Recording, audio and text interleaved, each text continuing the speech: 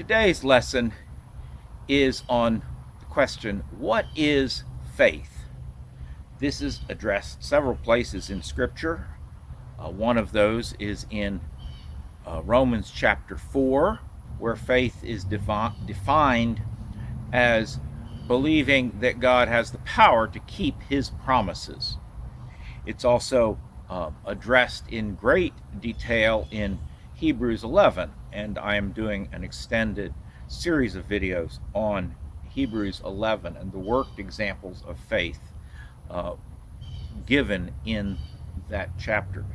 The other place that the question of what is faith is addressed in great detail is in James chapter 2, beginning in verse 14, and that's where we are today. So James chapter 2 and verse 14. What good is it, my brothers, if a man claims to have faith but has no deeds? Can such faith save him? So when we say that we're talking about faith, we are talking about what some people make a two-word thing. They talk about saving faith, and we don't see those two words put together that way anywhere in Scripture, but it's implied here. The question is, can that faith save him? Are there different kinds of faith? Well, we have different ways in each culture and language to express different things. In America today, speaking English, we tend to use quotation marks to indicate that something is of questionable truth or of questionable proper usage of the word.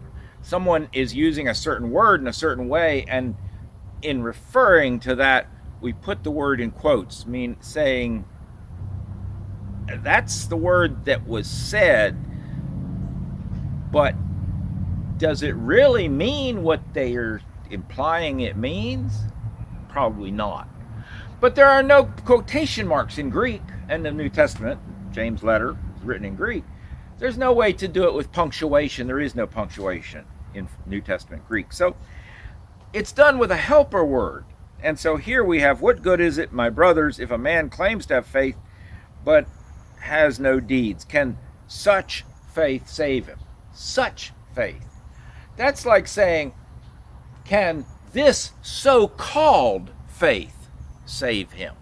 That's kind of the older way before we started doing quote the word unquote, as we do today.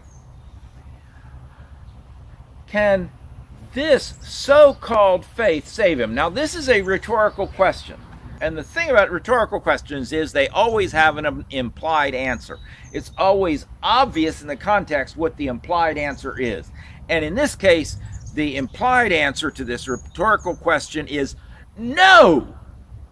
An emphatic no. Rhetorical questions are always used as an emphatic. Can such so-called faith save him? No. And that's the point of this.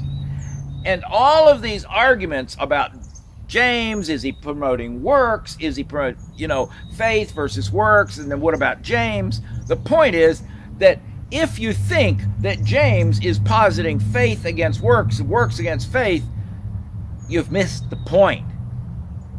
Because his point is, many of you don't seem to know what faith is. And that's true today. Many people in the church, many Bible teachers, many people with big degrees don't know what faith is.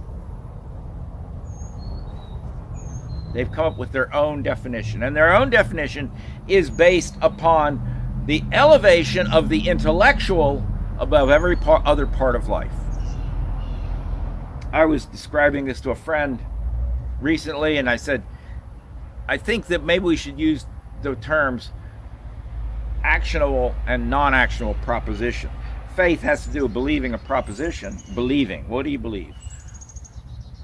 Some things imply an action if we believe them. If you're in the house and someone says the house is on fire, if you believe them, you will take action. If you're in someone's house and they say, this house is 170 years old, there is no action expected, implied. implied.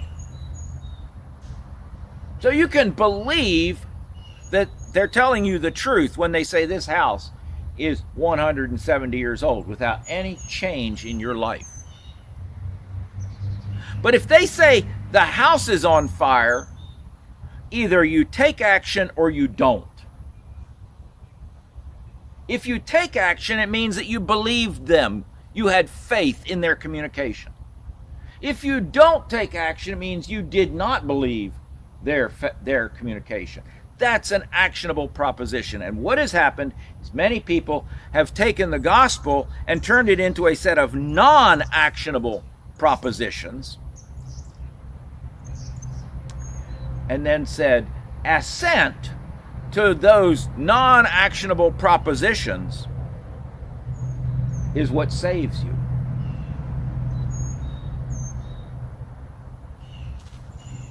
I believe that a man named Jesus was born in Bethlehem in the era of the reign of Herod the Great. That's not an actionable proposition. Okay, guy by that name was born back then. And so on.